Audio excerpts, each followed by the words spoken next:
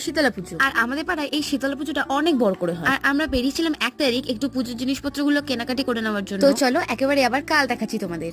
Hello guys, welcome back to my channel. আর আজকে হচ্ছে আমাদের পাড়ায় শীতলা পুজো। আগের দিন তোমরা দেখলেই আমরা কেনাকাটি করছিলাম। আর এখানে আমি রেডি হয়ে গেছি, আর ওদিকে ওরা রেডি হচ্ছে, আর এদিকে ও রেডি হয়ে গেছে। দেখছো কি দেখাতে দেয় না। তারপরে সকালে 3 জন আমরা বেরিয়ে গেছিলাম পুজো দেওয়ার জন্য।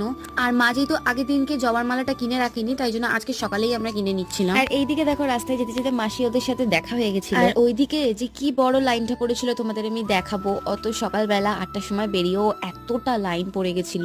আর মাকে এনে যেখানে রাখা হবে সেই জায়গাটাও কি সুন্দর করে ওরা সাজিয়েছিল, একবার দেখো তোমরা। আর এখনো তো ঠাকুর আসেইনি, আসবে যখন দেখবে। আর বাড়ি যাওয়ার পথে দেখো আমি এই কাকুটার থেকে মেহেন্দি পড়ছিলাম। এতটা মেহেন্দি পড়িয়েছে মাত্র 20 টাকা। বাড়ি এসেছিলাম আর এত গরম লাগছে, ওই বড় বড় খিচুড়ি হয়ে গেছে। এই দেখো চিচুনি শাড়ি, দেখো মেহেন্দি পরেছি।